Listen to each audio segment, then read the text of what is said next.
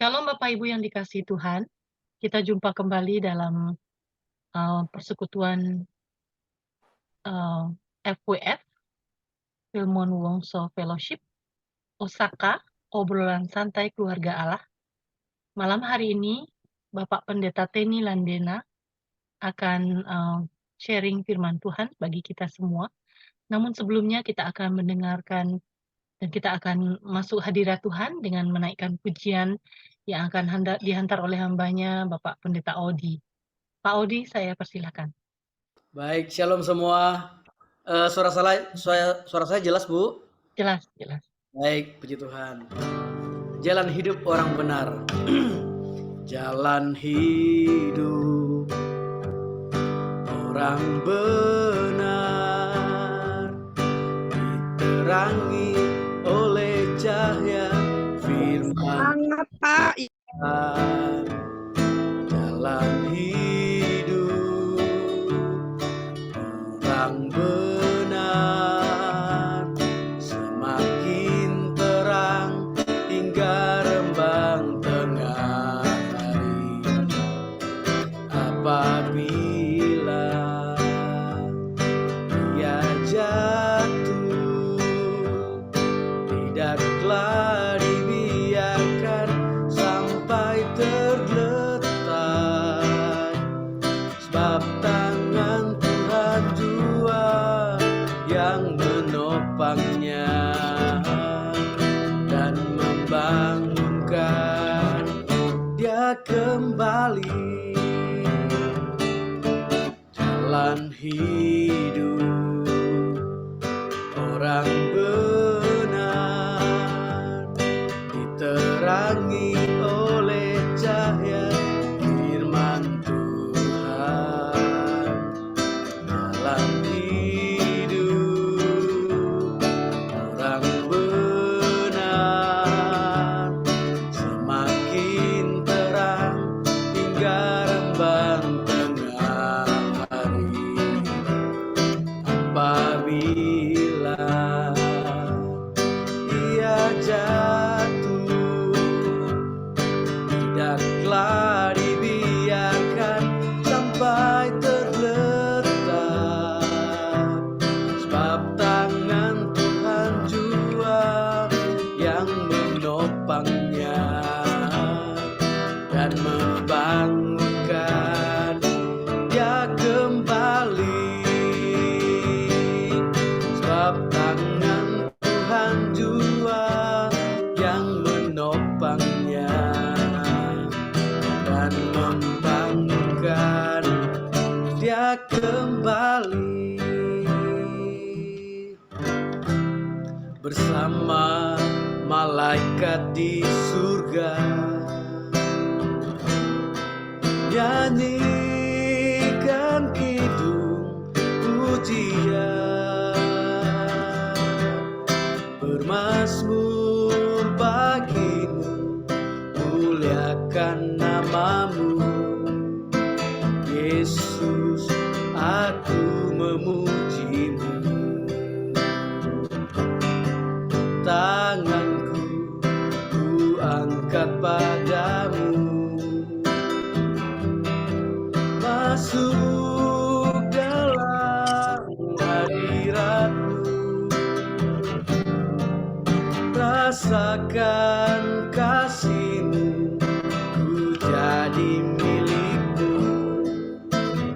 Yesus, aku menyembahmu. Hosana, Hosana, aku memujimu. Haleluya, Haleluya.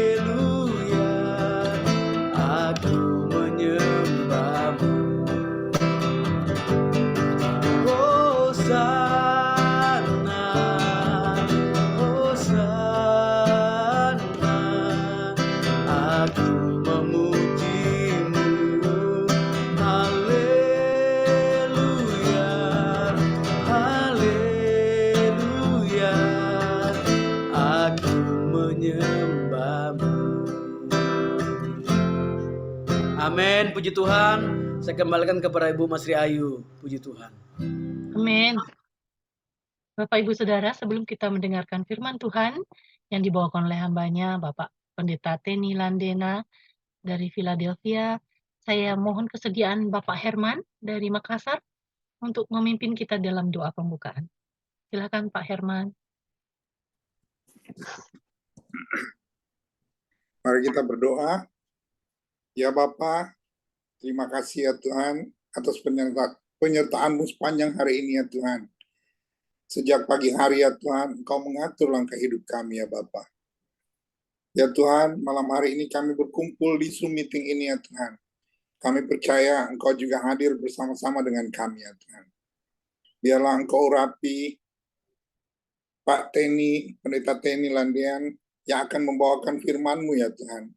Pakai dia Tuhan dalam ucapan dan pikiran serta keinginan hatinya Tuhan. Biar Engkau sendiri yang menyampaikan firman-Mu ya Tuhan.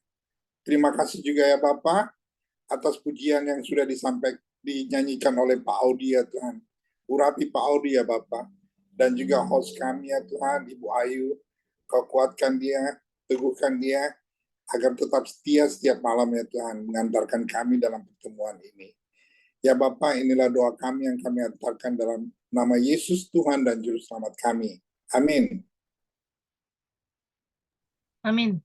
Saya serahkan kepada hambanya Bapak Teni Landena yang akan menyampaikan firman Tuhan. Silakan Pak Pendeta.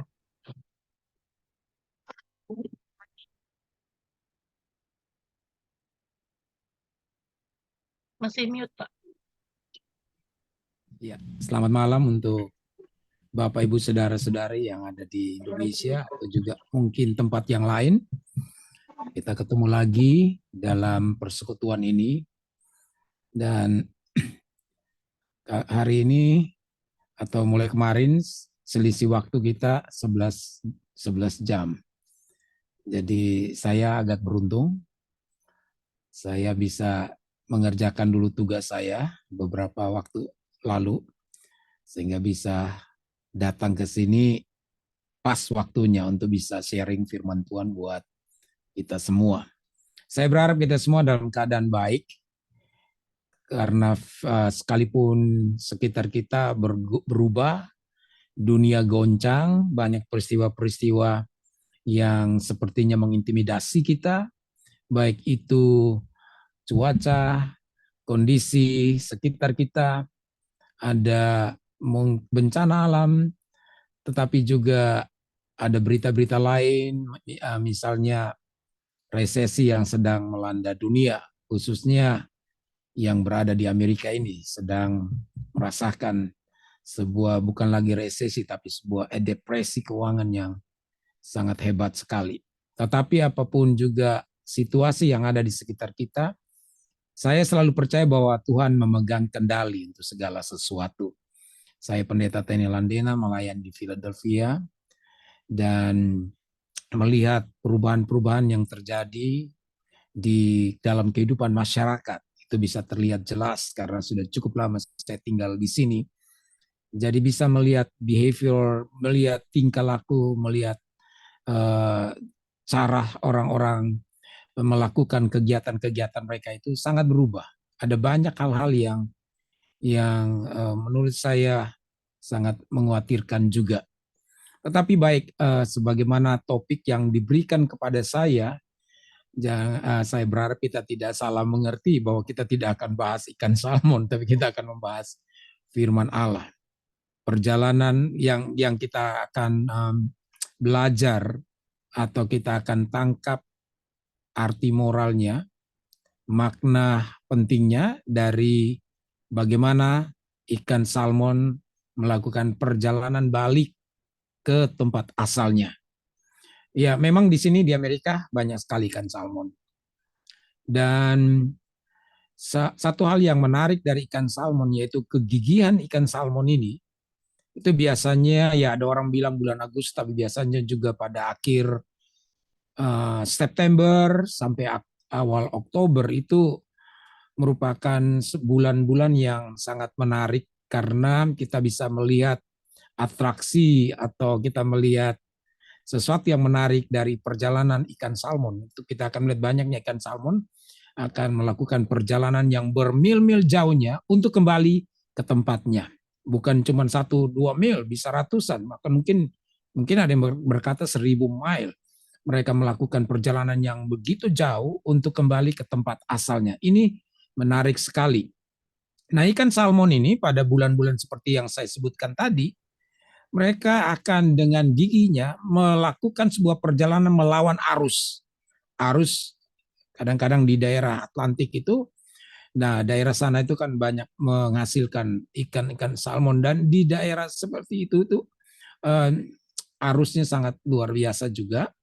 Tapi ikan salmon ini tidak patah semangat di tengah perjalanan untuk melakukan perjalanan kembali ke tempat asalnya. Mereka harus menghadapi begitu banyak tantangan. Kadang-kadang harus lewati jeram, mereka juga harus kadang-kadang harus menaiki karena lawan arus, harus menaiki melompat melintasi jeram yang tinggi dan untuk supaya bisa berada kembali untuk pulang. Kadang-kadang mereka juga harus menghadapi binatang-binatang atau hewan-hewan yang lain seperti burung dan sebagainya yang memangsa ikan-ikan itu. Dan juga kadang-kadang dengan usaha yang luar biasa itu untuk bisa naik seperti jeram tadi saya bilang, itu akhirnya menyebabkan beberapa dari antara ikan atau kebanyakan mereka juga mengalami luka-luka yang cukup parah. Tapi mereka tidak berhenti ketika menghadapi situasi seperti begitu. Mereka akan terus bertarung dan dengan penuh semangatnya mereka akan kembali ke tempat asal mereka. Setelah mereka kembali ke tempat asal mereka, di sana mereka akan kawin, mereka juga akan bertelur, menghasilkan keturunan, kemudian mereka mati. Dan mereka mati di sana, dan tentunya tubuh mereka akan menjadi gizi yang luar biasa untuk perairan yang ada di situ. Nah, Bapak, Ibu, Saudara-saudari, melihat dari perjalanan ikan salmon ini, ada dua hal yang kita bisa tangkap. Yang pertama adalah suatu semangat untuk pantang menyerah. Tidak berhenti untuk melakukan sesuatu tindakan mencapai tujuan mereka. Sebab tujuan mereka harus kembali ke tempat asalnya. Kemudian menjadi berkat di sana. Itu visi yang luar biasa. Dan itu sebabnya bagian pertama yang kita bisa belajar di sini adalah bagaimana mereka berjuang secara gigih, tidak putus asa, supaya bisa mencapai tujuan mereka. Yang kedua adalah semangat berkorban mereka untuk mencapai tujuan mereka. Ada harga yang harus mereka bayar, tubuh yang harus mengalami luka parah, dan bagaimana mereka harus menghadapi bahaya-bahaya dan ancaman-ancaman di tengah perjalanan kembali mereka ke tempat asal mereka. Nah, ini sangat luar biasa. Itu sebabnya hari ini saya ingin bagikan dari segi bagaimana kita bisa mengalahkan keputusasaan kita. Sebab kita semua ini pasti punya mimpi, dan mimpi kita ingin punya mimpi yang baik. Kita juga punya rencana-rencana buat masa depan kita, dan itu semua baik. Tentunya kita mempunyai rencana yang baik, rencana yang positif. Bagaimana kita bisa sukses kalau Bapak, Ibu, Saudara-saudara di sini ada seorang pebisnis, tentunya berpikir bagaimana bisa menjadi seorang pebisnis yang handal, pebisnis yang sukses. Kalau kita adalah seorang dokter, kita ingin menjadi seorang dokter yang dapat menunaikan tugas dengan baik. Kalau kita seorang pelayan Tuhan, kita ingin bisa menjadi seorang hamba Tuhan yang dipakai Tuhan semakin diurapi. Kita semua mempunyai rencana, kita semua mempunyai mimpi. Mimpi itu kita bangun mungkin sejak kecil, atau barangkali pada waktu kita berada di bangku SMA, kita punya mimpi-mimpi yang luar biasa. Dan dengan mimpi itu kita terdorong untuk melakukan sesuatu. Dan kita mulai secara bertahap mengatasi halangan-halangan, tantangan-tantangan yang kita hadapi ketika kita akan mencapai mimpi-mimpi kita itu. Tetapi kenyataannya ada banyak orang yang juga tidak mencapai mimpinya, tidak berhasil mencapai tujuannya, oleh karena mereka putus di tengah jalan. Dengan kata lain, semangatnya kendor. Pada awalnya mereka mendapatkan suatu mimpi yang indah, rasanya besok pagi mereka berpikir mereka akan menelan dunia ini, akan mengambil alih seluruh dunia ini karena mereka mempunyai sebuah keinginan yang bergairah. Tapi setelah mereka mencoba untuk menjalani dan membuat mimpi menjadi kenyataan, mereka harus menghadapi begitu banyak hambatan, tantangan, Bahkan tidak sedikit cemoohan dari orang-orang yang mengkritik mereka karena orang-orang mungkin tidak suka dengan visi orang lain, tidak suka dengan visi mereka, tidak suka dengan mimpi mereka seperti yang dialami oleh Yusuf ketika dia punya mimpi. Saudara-saudaranya tidak menunjang, saudara-saudaranya bukan senang karena mimpi Yusuf yang hebat, tapi saudara-saudaranya merasa ada kompetisi, ada saingan. Saudara-saudara merasa tidak nyaman dengan pernyataan dari Yusuf. Sehingga bukannya mereka mensupport Yusuf, adiknya itu, supaya bisa berhasil dan sukses, tapi malah mereka berusaha untuk menggagalkan, mereka melakukan hal-hal yang tidak baik terhadap Yusuf. Bahkan tadinya mungkin mereka ingin membunuh Yusuf, tetapi timbul ide, kita nggak usah bunuh, kita nggak dapat apa-apa, kita jual saja kepada pedagang yang sedang lewat, musafir yang sedang lewat, lalu mereka supaya bisa mendapatkan keuntungan. Nah, Bapak Ibu Saudara-saudari, tidak mudah kita menceritakan visi mimpi kita kepada seseorang dengan berapi-api dan bersemangat-semangat, dan kita mengharapkan dukungan dari orang itu. Sebenarnya pada kenyataannya manusia tidak terlalu tertarik kepada visi saudara, karena orang lebih tertarik kepada visinya sendiri. Mereka bingung dengan visinya sendiri. Jadi kadang-kadang seseorang menceritakan visinya dengan bersemangat, bergairah. Jangan heran kalau ada orang yang pura-pura, oh ya, bagus. Tetapi sebenarnya mereka tidak terlalu suka, atau mungkin mereka tidak terlalu concern, hanya supaya tidak menunjukkan rasa ketidaksukaannya, mereka sengaja menjawab Bapak Ibu, menjawab kita dengan jawaban-jawaban yang ala kadarnya, seadanya. Tapi sebenarnya tidak semua orang tertarik dengan visi dan mimpi kita. Sehingga di tengah perjalanan kita untuk mencapai tujuan kita akhirnya putus asa, kita akhirnya discourage, kita akhirnya menjadi berhenti di tengah-tengah perjalanan. Nah, hal ini yang perlu kita kalahkan. Kita harus menemukan bagaimana caranya kita mengatasi discouragement kita ini. Karena siapapun juga pasti akan mengalami hal seperti itu. Kita bukan manusia super yang terus merasa diri kita kuat. Kita membutuhkan orang lain juga untuk mensupport kita. Karena kita menghadapi begitu banyak tantangan untuk mencapai mimpi kita. Nah, di tengah-tengah perjalanan kehidupan kita berhenti di tengah jalan karena kita merasa tidak berdaya. Kita merasa kita tidak punya kekuatan lagi. Kita merasa semua orang membenci kita dan tidak mensupport kita. Apalagi orang-orang yang berada pada posisi leadership. Orang bilang leadership is a lonely place. Kepemimpinan, menjadi seorang pemimpin itu adalah orang yang berada di tempat yang sepi, ke tempat yang merasa kesendirian, sepi. Dan itu bisa kita lihat misalnya di Amerika ini saja, ada begitu banyak hamba Tuhan, Australian Research dari George Barna, bagaimana begitu banyak hamba Tuhan yang sebulan itu ada puluhan orang atau bahkan ratusan pendeta yang mengundurkan diri dari pelayanan karena berbagai penyebab. Penyebab mungkin salah satu penyebab adalah tidak tahan menghadapi tekanan-tekanan di dalam pelayanan ini. Sehingga ada juga yang baru buka pelayanan hanya dalam waktu beberapa bulan kemudian tutup lagi. Karena ketika terjun dalam pelayanan mereka melihat begitu tekanan-tekanan yang luar biasa baik dari dalam dirinya maupun dari luar sekitar dia.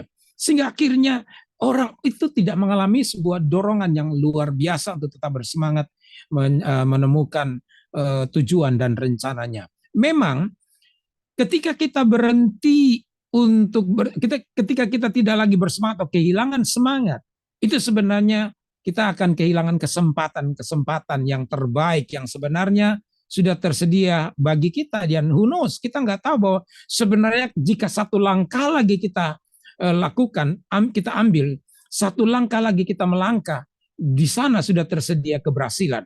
Tetapi oleh karena kita tidak tahu bahwa dengan satu langkah yang kita lakukan itu kita bisa berhasil, dan akhirnya kita gagal, padahal hanya tinggal satu langkah kita melangkah. Kita gagal karena kita tidak tahu, kita berhenti, kita menyerah dan akhirnya kita kehilangan kesempatan.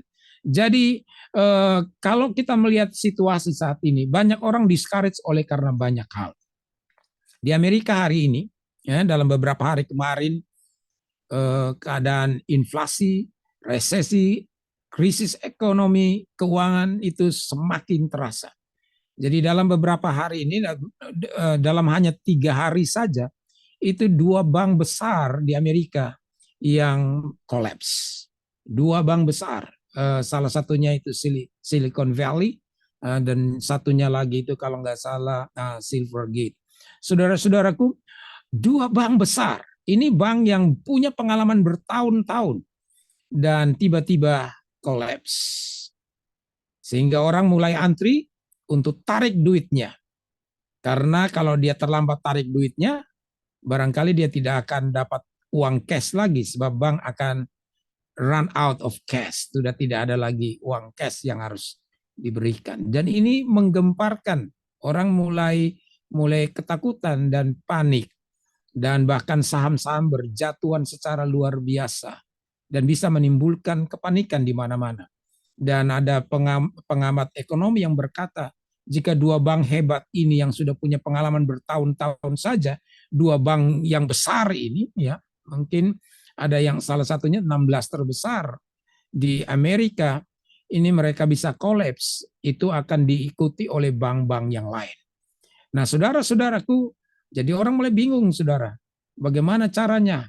Ada orang memberikan saran, oke, lebih baik Anda tarik uang Anda, atau kalau Anda masih punya utang-utang kredit card, bayarin semua supaya ketika tidak ada duit lagi di situ, Anda sudah bebas dari pembayaran-pembayaran. Ini bisa menjadi sebuah efek domino. Karena kita lihat, ya kelihatannya ada orang berpikir, saya nggak perlu ragu karena saya nggak pernah taruh uang di bank. Tetapi ada efek yang bisa berlanjut akibat dari peristiwa satu ini. Bagaimana dengan keamanan? Kalau saya mau bilang, dalam waktu yang singkat hanya beberapa minggu, dalam 2 bulan ini saja terjadi penembakan massal secara luar biasa. Dan jumlahnya sangat besar. Orang sudah mulai seperti orang gila. Di jalan-jalan kita bisa menemukan orang melakukan hal-hal yang aneh-aneh begitu. Artinya mengalami stres, tekanan. Saya beberapa sebulan lalu ketika keluar dari rumah, saya lihat ada orang berjalan di depan rumah saya. Waktu itu sudah masuk di mobil dan saya melihat orang ini sedang berjalan, kemudian mulai ketawa-ketawa dan melambai-lambai ke langit. Saya pikir mungkin karena dia tidak melihat ada siapa-siapa di situ. Jadi dia berani melakukan seperti itu. Tapi akhirnya matanya juga menatap saya melihat dia melihat saya. Kemudian hanya dalam beberapa saat kemudian dia kembali lagi, dia dada, dia lihat ke langit, dia dada. Waduh, saya sangat terpukul dengan situasi begini. Banyak orang seperti begitu. Apalagi kalau saya driving ke Center City, kita bisa melihat begitu banyak orang yang stres, yang ngomong sendiri-sendiri, yang ketawa sendiri-sendiri, yang ngamuk sendiri-sendiri, apalagi ulah dari para pengemudi yang sudah tidak mengikuti aturan lagi, sudah sama kayak di Jakarta saja itu. Nyetirnya kacau, ambil dari kiri, dari kanan, dan waduh, mereka tidak peduli kalau terjadi tabrakan sana dan sini, dan di tengah-tengah seperti begitu kita bisa mendengar orang berteriak, maki, klakson dibunyikan biar tengah malam di mana saja, udah seperti manusia ini udah benar-benar penuh dengan kemarahan, tekanan, stres. Belum lagi saudara, pencurian yang terjadi di mana-mana, perampokan yang terjadi di mana-mana, dan itu frekuensinya, intensitasnya meningkat secara luar biasa. Nah, kalau orang semua tarik duit, bawa ke rumah mereka, bisa saudara bayangkan bagaimana terjadi kejahatan-kejahatan. Jadi apa yang terjadi sekarang di Indonesia? Ada orang datang dari Indonesia, mereka sudah berada beberapa bulan di sini, biasanya datang ke sini pekerjaannya gampang. Banyak orang Indonesia datang ke sini ya sambil jalan, ada yang mungkin nggak mau overstay, dia berada di sini misalnya izin tinggal 6 bulan, dia bisa saja gunakan waktu 5 bulan untuk bekerja dan lumayan bisa dapat banyak duit. Ya karena orang bilang begini, orang bilang di sini kerja buruh gaji manajer. Jadi daripada di Indonesia katanya kerja manajer gaji buruh, tapi di sini orang bisa kerjanya buruh tapi gajinya manajer, dia suka. Tetapi apa yang terjadi sekarang saudara-saudaraku? Memang belakangan ini melihat banyak arus orang-orang Indonesia datang ke Amerika untuk bekerja. Tetapi apa yang terjadi? Ada yang sudah berapa minggu, ada yang sudah 1 bulan mereka tidak mendapatkan pekerjaan. Tiba-tiba saya di teks Saya di teks, saya juga nggak kenal orang ini. Sebutnya salah lagi, dibilang Pak Christian. Ya Pak Christian, saya butuh pekerjaan. Apakah ada pekerjaan? Nah saya pikir apakah orang ini tidak tahu bahwa saya pendeta? Kenapa tanya pekerjaan? Kan saya bukan agent yang mengatur pekerjaan. Tapi saya tahu keadaan seperti begitu. Saya bilang, oke, baik Bu, nanti saya bantu, saya cari. Oke, kemudian ada lagi yang juga bilang, Pak, kami sudah berada di sini berapa lama, tapi belum dapat pekerjaan. Dan memang dampak dari interest yang tinggi di bank ini yang menyebabkan bank-bank ini collapse. Justru itu menyebabkan ada begitu banyak unemployment. Biaya hidup makin tinggi, sedangkan duit yang didapatkan semakin berkurang. Dan ini menyebabkan orang mulai merasa discouraged. Orang mulai patah semangat. Mereka putus asa untuk melakukan sesuatu. Dan Bapak, Ibu, Saudara-saudari, bukan itu saja. Kita lihat dari berbagai aspek, dari berbagai dimensi. Ada orang juga yang putus asa akan keluarganya. Ada orang yang putus asa dengan karirnya. Ada orang yang putus asa dengan keluarganya, dengan suaminya, dengan istrinya. Mereka merasa mereka tidak akan mampu menghandle situasi-situasi yang semakin meningkat, intensitas konflik yang semakin tinggi. Mereka mulai berkata, I give up, aku menyerah. Aku nggak bisa melihat keadaanku seperti ini. Aku nggak bisa mengatasi persoalan-persoalan yang dihadapi seperti ini. Siapa yang tidak pernah putus asa kira-kira di tempat meeting ini? Mungkin saudara adalah hamba Tuhan yang hebat Tuhan. Kadang-kadang kita menghadapi situasi seperti itu. Kalau Bapak Ibu berkata, kami nggak pernah putus asa, saya pikir kita menipu diri kita sendiri. Karena di dalam Alkitab, tokoh-tokoh seperti Elia pun pernah mengalami putus asa. Petrus pun mengalami putus asa. Tetapi juga kita bisa melihat ada seorang yang luar biasa yang mengalami begitu banyak hantaman. Atau kalau saya tidak bicara tentang putus asa, mungkin saya bilang begini. Berapa banyak di antara kita yang berpikir bahwa jalan hidupnya begitu smooth, lancar, tidak ada tantangan, tidak ada cobaan. Nah, coba kita lihat dari kehidupan Paulus sendiri. Bapak, Ibu, Saudara-saudari, dari Paulus saya belajar bagaimana dia bisa mengalahkan discouragement dia. Dia bisa mengalahkan keputusasaan dia. Kalau kita lihat di dalam apa yang menjadi kehidupan Paulus, dia mengalami satu daftar masalah yang sangat luar biasa. Dia mengalami tantangan yang luar biasa. Dan ketika saya baca di dalam kitab ini, atau di dalam surat 2 Korintus ini, saudara-saudaraku, apa yang dialami oleh Paulus, saya malu sendiri. Oleh karena tantangan, kesulitan, intimidasi yang saya hadapi tidak sebesar yang dihadapi oleh Paulus. Dia mengalami sebuah tantangan yang luar biasa yang seharusnya membuat dia discourage, membuat dia putus asa, membuat dia berhenti melayani. Atau mungkin saja dia bisa berkata begini, Tuhan, aku nggak mau melayani lagi. Karena kenapa engkau tidak campur tangan ketika kapalku karam? Kan dia sedang melakukan perjalanan misi. Mestinya Tuhan tahu dong, si Paulus mau melakukan perjalanan misi, lalu tiba-tiba menghadapi badai di tengah-tengah laut, dan akhirnya kapal karam. Mungkin kita akan bertanya, Tuhan, di mana engkau waktu itu? Kenapa engkau tidak memuluskan? Kenapa engkau tidak melancarkan perjalananku? Bukankah aku lagi melayani engkau? Bukankah aku lagi membawa jiwa-jiwa datang kepada engkau? Bukankah aku lagi menceritakan tentang Injil yang merupakan kabar baik pada setiap orang? Kenapa engkau tidak turun tangan menolongku? Tapi coba kita lihat daftar ini, supaya kita yang mungkin hari ini putus asa bisa malu karena belajar dari Paulus ini, atau bisa bukan malu, tapi mungkin bisa juga terdorong untuk melakukan sesuatu sehingga kita tidak boleh berhenti di tengah perjalanan. Atau kita belajar dari ikan salmon tadi, dan itu akan menjadi inspirasi yang mendorong kita untuk terus berjalan mencapai tujuan kita. Coba apa yang kita lihat di sini dalam 2 Korintus pasal 11 ayat yang ke-23. Jangankan Paulus, nanti juga kita akan lihat Daud pun demikian. Dia mengalami keadaan yang discouraged. Jadi kita tidak bisa berkata bahwa kita tidak bisa berbuat apa-apa. Nah, di dalam 2 Korintus pasal yang ke-11, kita melihat mulai ayat yang ke-23. Terima kasih buat ayat firman Tuhan sudah bantu saya untuk tampilkan. 2 Korintus pasal 11, mulai ayat 23. Pasal 11, ya, mulai ayat 23. Ya, saya lanjut. Ya, oke. Mulai ayat 23. Dikatakan begini, apakah mereka pelayan Kristus? Aku berkata seperti orang gila. Aku lebih lagi. Artinya Paulus bilang dia melakukan hal, dia mengalami hal yang lebih luar biasa. Bilang aku lebih lagi. Aku lebih banyak berjeri lelah. Ya. Aku lebih banyak berjeri lelah, lebih sering di dalam penjara. Jadi kita tidak tahu berapa kali dia masuk penjara. Didera di luar batas, ya, disiksa di luar batas. Kerap kali dalam bahaya maut, sering kali berada dalam bahaya maut.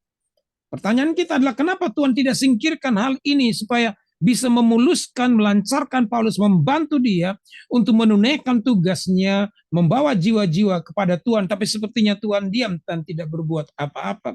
Ayat yang ke-24, 5 kali aku disesah. 5 kali. Dan setiap kalinya itu, ya 5 kali aku disesah orang Yahudi, setiap kali 40 kurang 1 pukulan. Jadi setiap kali disesah itu 39 kali pukulan. Ada orang menafsirkan kenapa bukan 4, kenapa disebut 40 kurang 1. Jadi biasanya pemerintah Romawi itu mereka biasanya mereka pada waktu menyesah orang itu karena sering beberapa kali disesah sampai 39 atau seharusnya 40 dan bisa lupa hitung sehingga dikurangi 1 jadi 40 kurang 1 disesah. Dan kalau saudara lihat bagaimana Yesus disesah, tentunya itu bukan bukan penderitaan yang ringan. Bapak Ibu, daging-daging bisa sampai tercabik-cabik keluar. 3 kali aku disesah, didera. 1 kali aku ya ayat yang ke-25 lanjut. 3 kali aku didera. 1 kali aku dilempari dengan batu. 3 kali mengalami karam kapal. Saya baru 1 kali luput dari hampir dilempar batu oleh orang-orang yang tidak senang pelayanan saya. Dan Bapak yang mengorganize orang untuk melempar batu ketika saya melayani akhirnya bertobat dan dia berikan kesaksian di tempat persekutuan saya. Saya tidak undang dia, tapi tiba-tiba dia datang, dia nangis-nangis, dia didorong oleh Tuhan, lalu dia mulai bersaksi, dia mulai berkata, waktu itu kami sudah kumpulkan orang untuk melempari, karena mereka tahu saya akan jalan lewat tempat itu.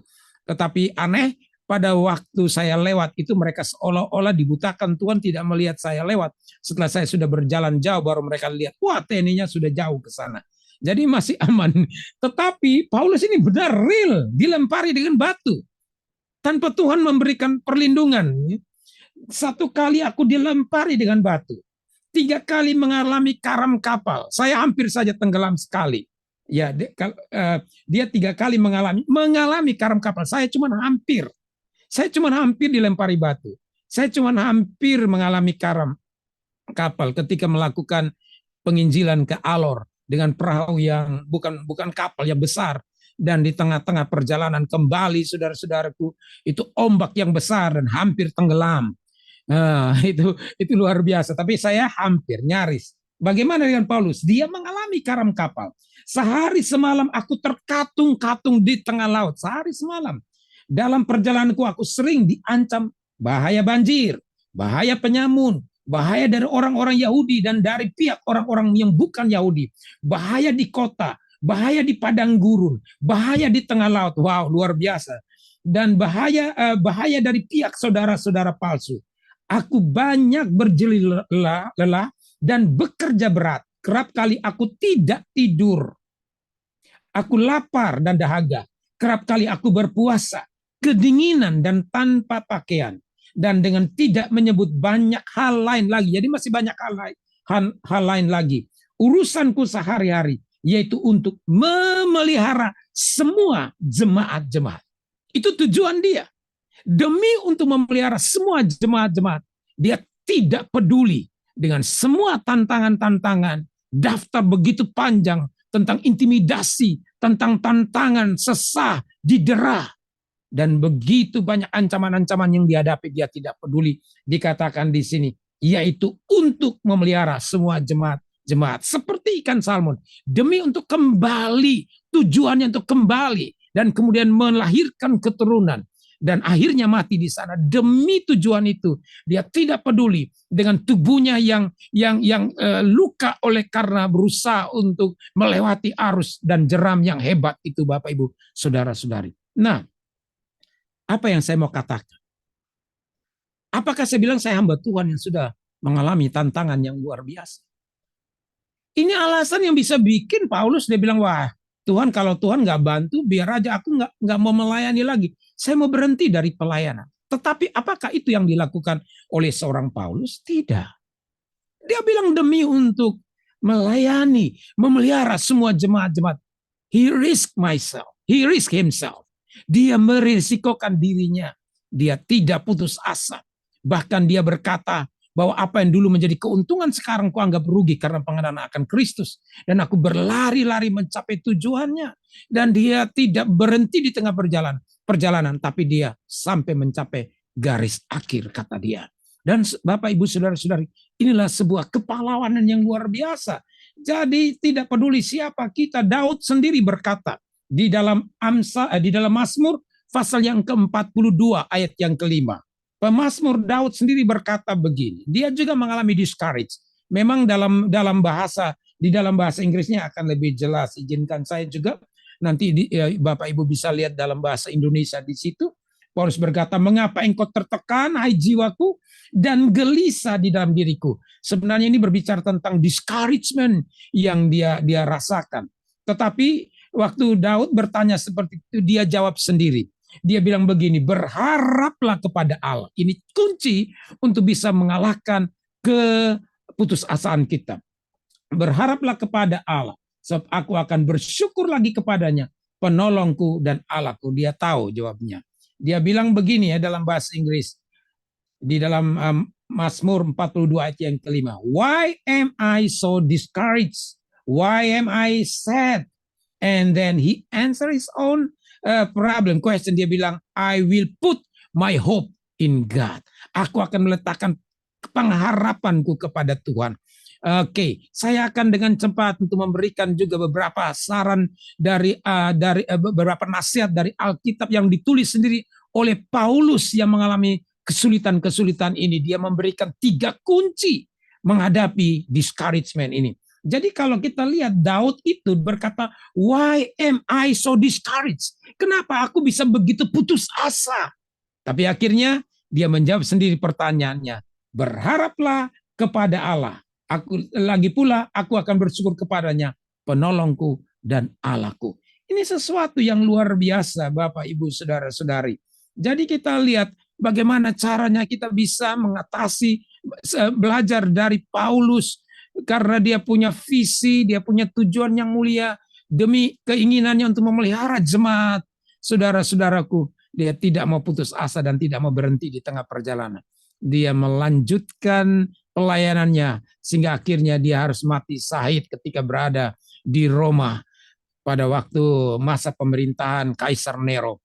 Bapak, Ibu, Saudara-saudari yang saya kasih dalam Tuhan Yesus Kristus, kita semua pasti menghadapi situasi yang discourage. Kalau Bapak Ibu bertanya, apakah saya juga? Iya, kadang-kadang perasaan itu datang. Bahkan lihat saja, Daud sendiri mengalami hal seperti itu. Elia mengalami seperti itu. Tetapi puji Tuhan, kita bersyukur karena Allah kita itu setia. Kalau kita bisa bertarung, kita bisa kuat, saya percaya itu juga karena kasih karunia Allah. Nah, lihat dalam Roma pasal yang ke-12, bisa ditampilkan ayat itu. Roma pasal 12 ayat 11 sampai dengan yang ke-12. Roma pasal yang ke-12 ayat 11 dan ayat yang ke-12 berkata demikian. Janganlah hendaknya kerajinanmu kendor. Artinya, jangan putus asa. Tetap rajin. Tapi biarlah rohmu menyala-nyala. Ya. Roma 12 ayat 11 sampai dengan yang ke-12. Janganlah hendaknya kerajinanmu kendor. Biarlah rohmu menyala-nyala dan layanilah Tuhan. Biarlah rohmu menyala-nyala dan layanilah Tuhan. Inilah bagaimana caranya kita bisa bersemangat. Jangan sampai kerajinan kita kendor atau semangat kita jadi berhenti.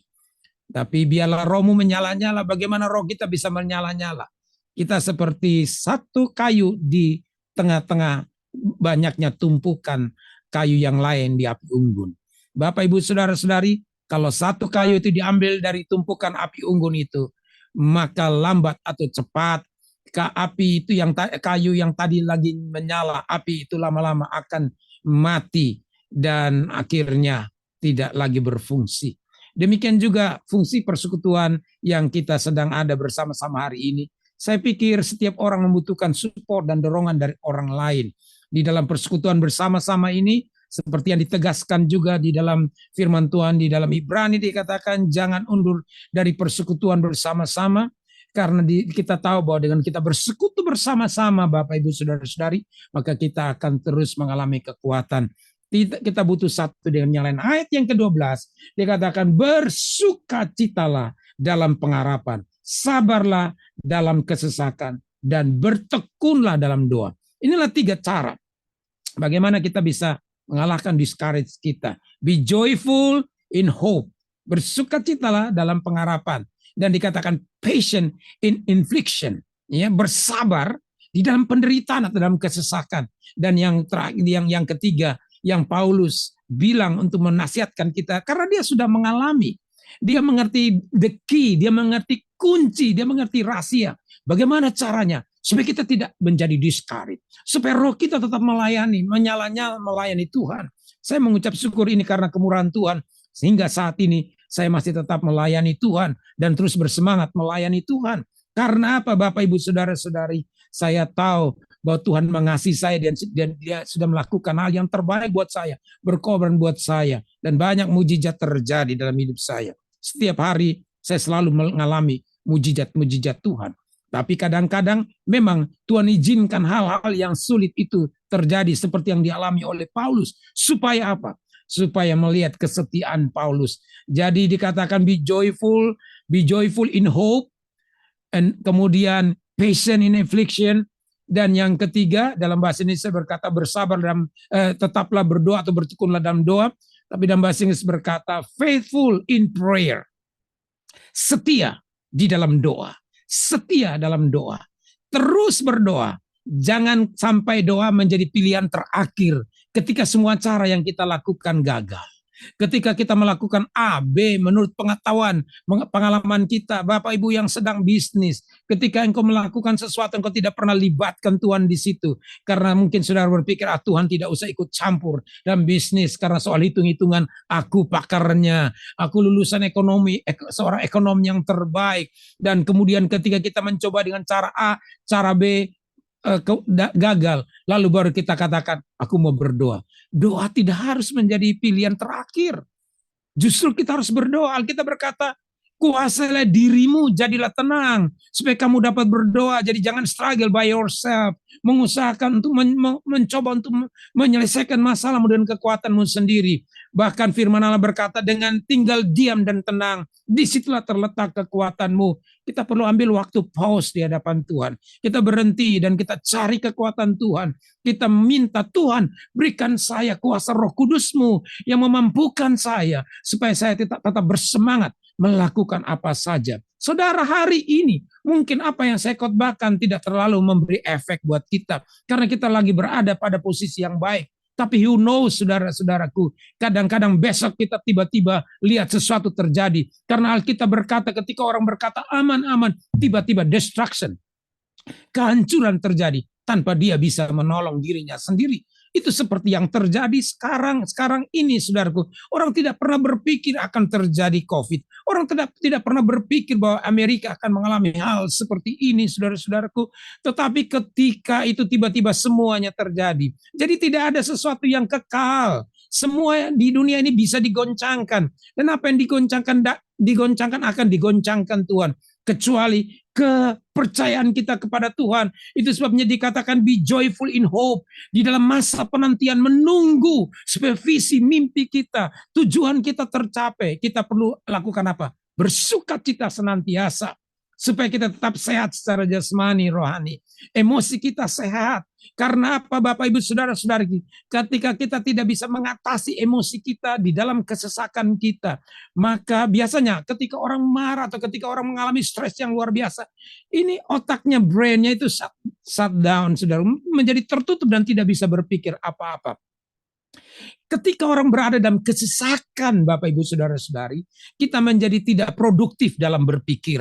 Kita tidak menemukan ide-ide yang baru. Kita menjadi tidak kreatif. Tetapi kalau hati orang lagi senang, saudara-saudaraku, dia akan menemukan banyak hal yang luar biasa. Dia akan menjadi kreatif dan pikirannya jadi produktif. Hidup saudara jadi produktif. Coba besok Bapak Ibu Saudara-saudari bangun untuk urusi proyek, untuk urusi masalah-masalah pekerjaanmu. Tapi sebelum Bapak keluar, sudah diomelin oleh istri, ada jadi persoalan-persoalan yang tidak selesai. Dan di lapangan di mana Bapak Ibu berada untuk melaksanakan proyek, itu banyak hal yang nggak benar. Dan kemudian Bapak Ibu mulai marah-marah. Ketika kita marah-marah, saya tahu hari itu tidak akan menjadi produktif bagi kita. Hidup kita tidak akan produktif kalau kita marah-marah. Dengan kasus yang kemarin, kita lihat apa yang terjadi.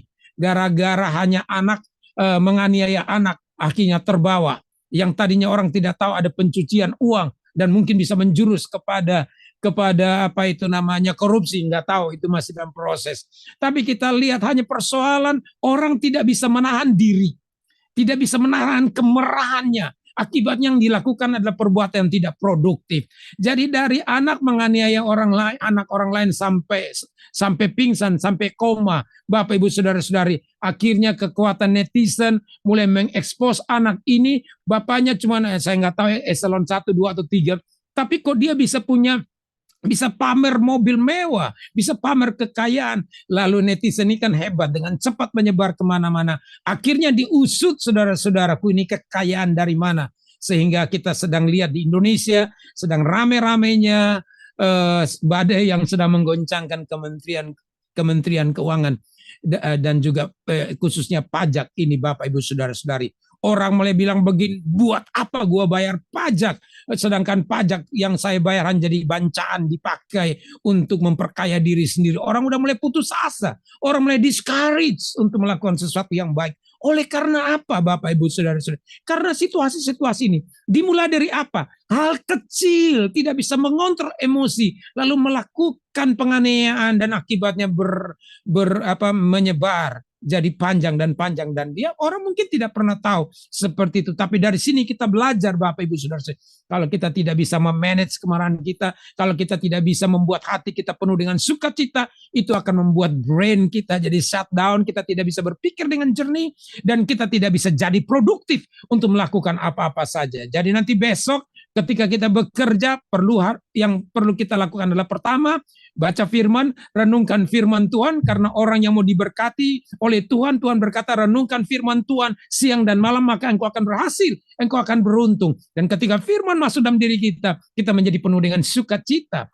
Jadi be joyful in hope, bersukacitalah dalam pengharapan, supaya kita tetap kuat. Jadi banyak orang discourage, saudara-saudaraku, ketika dia mencoba untuk hidup baik, tapi dia lihat, wah pendetanya hidupnya nggak benar, pendetanya tidak jadi contoh, pendetanya kok lakukan seperti ini dan itu, pendetanya kok tidak jujur dalam keuangan, dan akhirnya orang jadi discourage. Tadinya mungkin orang mau memberi kepada pekerjaan Tuhan, tapi karena disalahgunakan, akhirnya jemaatnya tidak lagi bersemangat, dia jadi patah semangat. Buat apa saya ke gereja? Buat apa saya memberi? Karena seperti kisah yang saya ceritakan tadi, ada orang mau melayani Tuhan, tapi dia lihat senior dia, pemimpin gereja, ada orang mau jadi Kristen, dia lihat ada orang-orang Kristen saja kelakuannya seperti begitu. Tipu sana, tipu sini, suap sana, suap sini, saudara-saudaraku. Akhirnya orang jadi discouraged. Banyak hal yang bisa membuat kita discouraged. Tapi inilah yang dibagikan oleh Paulus, rahasia bagaimana kita bisa mengatasi dan mengalahkan our discouragement.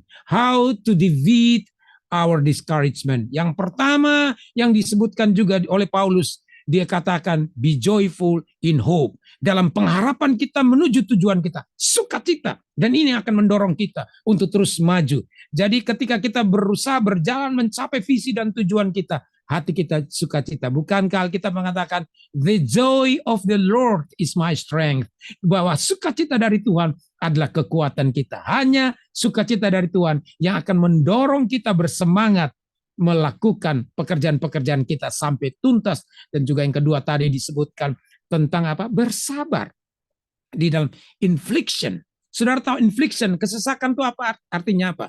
Kalau saudara taruh beras ya sampai penuh di dalam karung, nah itu yang disebut sesak. Karena ada satu titik beras, satu butir beras, satu bulir beras yang dihimpit oleh beras-beras yang lain. Dia berada di tengah-tengah. Itu yang disebut kesesakan. Itulah yang disebut infliction. Artinya saudara ditekan dari berbagai arah. Mungkin ditekan dari atasan saudara, ditekan dari keluarga saudara, ditekan dari teman-teman saudara, ditekan dari masalah saudara. Ada banyak persoalan-persoalan yang menekan saudara dari segala macam arah, atas, bawah, kiri, kanan. Ini yang disebut kesesakan. Ini yang disebut infliction. Tapi di situ dikatakan bersabarlah dalam infliction. Kenapa saudara-saudaraku? Karena hanya orang yang tough yang bisa melewati masalah-masalah. Masalah-masalah yang tough tidak akan selalu berada di sana, kata Dale Carnegie. Dia bilang seperti begitu. Masalah yang tough tidak akan bertahan. Hanya orang yang tough yang bisa bertahan. Itu sebabnya kesulitan-kesulitan hidup ini tidak akan terjadi selama-lamanya. Barangkali itu cuma bagian dari sebuah proses untuk membuat kita menjadi lebih mature, jadi lebih matang, lebih kuat, lebih naik level. Dan yang terakhir tadi, Paulus dengan jelas berkata, faithful in prayer. Sekali lagi, faithful in prayer. Dan jadikan doa menjadi sebuah cara hidup kita. Karena yang menghancurkan kehidupan kita, yang membuat kita discouraged, bukan apa-apa, bukan banyak masalah yang lain, tapi sebenarnya lebih banyak kepada gaya hidup kita. Jadi kalau kita banyak sakit penyakit itu karena gaya hidup kita, cara makan kita, cara tidur kita. Kalau kita banyak hutang, itu karena gaya hidup kita. Tapi sekarang kita gantikan gaya hidup kita dengan apa? Firman Allah berkata, renungkanlah firman Tuhan kapan? Siang dan malam. Siang kita renungkan, malam kita renungkan lagi. Dan hati kita akan bergembira karena kita akan mendapatkan kekuatan dari Tuhan. Jadi Bapak Ibu Saudara-saudari, seperti firman Tuhan berkata, biarlah rohmu tetap menyala-nyala. Jangan kendor melayani Tuhan. Jangan semangatmu kendor, tapi biarlah rohmu tetap menyala-nyala. Seperti Salmon tadi, punya kemampuan untuk berjuang. Dan dia tidak putus asa. Dan yang ketiga, semangat untuk berjuang tadi. Tidak putus asa untuk mencapai tujuannya. Saya berdoa supaya Tuhan memberkati kita. Sekali lagi, tetap bersemangat. Tuhan ada bersama kita. Tidak ada yang bisa menggagalkan orang-orang yang Tuhan bersama-sama dengan dia. Seperti akhirnya Paulus berkata, jika Allah di pihak kita, siapakah yang dapat melawan kita? Jangan patah semangat. Tetap bersemangat. Tuhan memberkati kita. Amin. Pendeta, saya undang untuk berdoa untuk menutup firman yang sudah. Thank you. Baik, mari kita berdoa. Izinkan saya berdoa. Kita sama-sama berdoa supaya Tuhan senantiasa memberikan rohnya, memberikan kita semangat berada di dalam Tuhan. Ya, kita mengerti kata semangat itu dari dua kata, en theos. En atau in, theos itu Tuhan. Jadi Tuhan di dalam kita, kita di dalam Tuhan yang membuat kita bersemangat. Tanpa Tuhan ada di dalam kita, kita kehilangan semangat. Bapa di sorga, hamba-Mu sudah selesai menyampaikan firman Tuhan buat kami semua. Hari ini aku berdoa ya Tuhan, buat setiap kami, siapapun juga. Kadang-kadang kami berada pada titik-titik di mana kami ingin berhenti, di mana kami ingin menarik diri, di mana kami ingin menyerah, di mana kami ingin berhenti berusaha, di mana kami patah semangat. Tuhan, kami tahu kekuatan kami hanya di dalam Engkau. Semangat, yaitu Tuhan ada di dalam kami. Kami ada di dalam Tuhan. Itu yang membuat kami bersemangat. Hamba berdoa di dalam nama Tuhan Yesus Kristus. Berikan Tuhan kuasa Roh Kudus-Mu memenuhi kami, supaya kami tetap bersemangat dalam situasi apapun juga. Kami tidak pernah berhenti berusaha. Kami tidak pernah berhenti melayani Tuhan. Kalau hari ini Tuhan, mungkin ada banyak pekerjaan yang menekan dan memberatkan kami, dan yang membuat kami gelisah. Atau ada penyakit yang membuat kami patah semangat. Karena dokter berkata ini stadium akhir, dan engkau tidak punya waktu yang lebih panjang lagi untuk hidup. Dan kami mulai patah semangat. Aku berdoa, di dalam nama Tuhan Yesus, engkau cabut Tuhan, dalam nama Yesus, keputusasaan kami. Dan Roh Kudus yang kau janjikan sebagai penghibur, menghibur kami, untuk memberikan semangat luar biasa, supaya kami mampu melewati semuanya Tuhan, untuk mencapai tujuan yang sudah Engkau tetapkan dalam diri kami. Mencapai mimpi-mimpi yang sudah Tuhan berikan kepada kami. Di dalam nama Tuhan Yesus Kristus, biarlah firman ini bekerja, mentransformasi kehidupan kami Tuhan. Engkau baik Tuhan, Engkau akan ada bersama-sama kami. Jalan bersama-sama kami. Dalam nama Tuhan Yesus Kristus, kami berdoa. Amin.